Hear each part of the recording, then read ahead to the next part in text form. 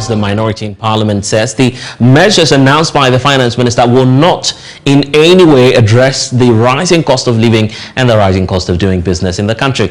In the view of the NDC MPs, the measures are not adequate enough to deal with the current economic crisis, arguing that the Finance Minister, Ken Ofori-Atta, has lost touch with the reality of the Ghanaian economy. Addressing the media shortly after the address by the Finance Minister, Minority Leader Haruna Idrisu called on the government to provide clarity on the amount of expenditure cut to ease the burden on the ordinary Ghanaian. His measures does not respond to a country which is debt distress. Our debt is simply not sustainable. We are told that an additional 45 billion have been added to our interest payment for the first quarter of this year. Where is he going to raise that money? Even with an expenditure cut of about 31 billion, when he already had a deficit of not less than 6.9 billion. He must come properly. On the matter of foreign exchange, he was silent on it. All we heard is that some 2 billion cedis will be brought, $2 billion US dollars will be brought in. That is not enough.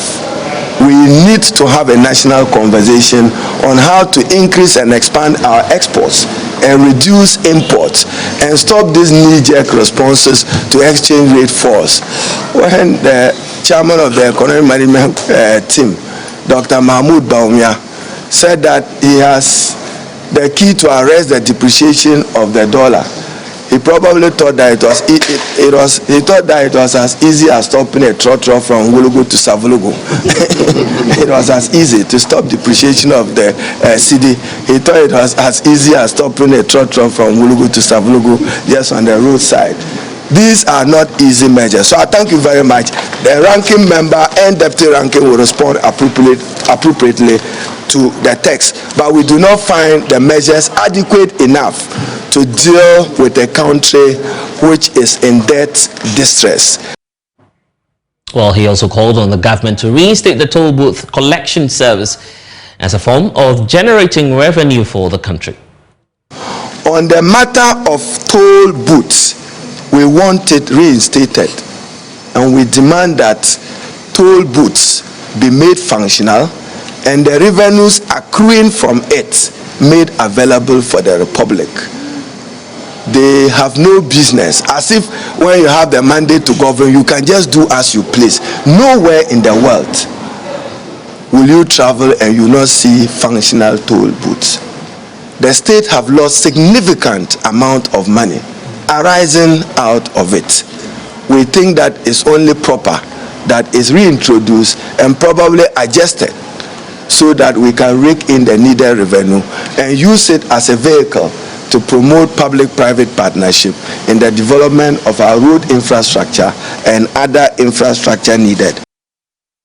Responding to plans for the reintroduction of the controversial e-levy in Parliament, the Tamale South MP reiterated the minority commitment to oppose it when it is tabled before the House for consideration.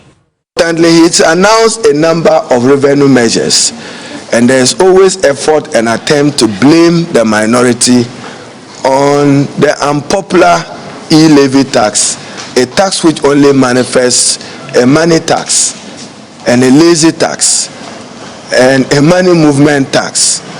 We state again strongly that we will not support e-levy in whatever form and in whatever character he brings it. But let it not be repeated that the minority did not support government in its revenue measures. We did. Only in respect of e-levy that we said that procedurally they were wrong. They should not rush it through a motion as an urgent motion. Thankfully, we have been vindicated. I heard him say that he took a trip to Ho, he took a trip to Wa, to Tamale and Takoradi.